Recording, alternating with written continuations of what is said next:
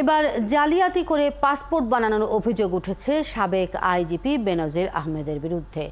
গুরুত্বপূর্ণ সরকারি কর্মকর্তা হয়েও বেসরকারি চাকরিজীবীর পরিচয়ে 5টি পাসপোর্ট নেন বেনজির। এ বিষয়ে অনুসন্ধানের অংশ হিসেবে পাসপোর্ট অফিসের পরিচালক সহ 8 কর্মকর্তাকে জিজ্ঞাসাবাদ করে দুদক। আরও জানাচ্ছেন জেমসন মাহবুব।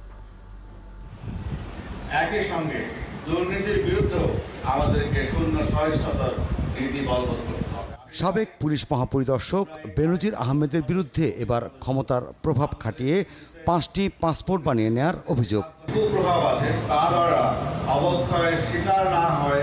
সরকারি চাকরিজীবীর আড়ালে নিজেকে তিনি বেসরকারি চাকরিজীবী হিসেবে দেখিয়ে এসব পাসপোর্ট করেন। 2020 সালে বেনজির তার পুরনো হাতের লেখা পাসপোর্টটি নবায়নের আবেদন করেন। আসল পরিচয় আড়াল করে নীল রঙের সরকারি পাসপোর্ট না নিয়ে তিনি নেন সাধারণ পাসপোর্ট। এখন জন্ম সনদ দিয়ে খোলো বিকাশ স্টুডেন্ট অ্যাকাউন্ট। নিজের বিকাশ নিজে কর। 2010 সালে 14 অক্টোবর তিনি নবায়ন করা এমআরপি পাসপোর্ট গ্রহণ করেন।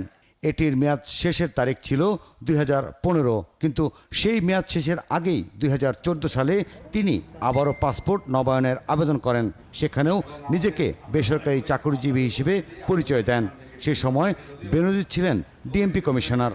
2020 সালে আইজিপি হিসেবে দায়িত্ব নেওয়ার পর নিয়ম অনুযায়ী তার লাল পাসপোর্ট পাওয়ার কথা, কিন্তু তখনও তিনি সাধারণ পাসপোর্টের আবেদন করেন। সেই সময় দেশে চালু হয় ই পাসপোর্ট। জটিলতা দেখা দেয় তখন বেনজির পাসপোর্ট অফিসে না গিয়ে বাসায় বসেই ছবি তুলে আঙুলের ছাপ দেন। এভাবেই 5টি পাসপোর্ট নেন বেনজির। আর এই অভিযোগ অনুসন্ধানে দুদকে হাজির হন পাসপোর্ট অধিদপ্তরের 8 কর্মকর্তা।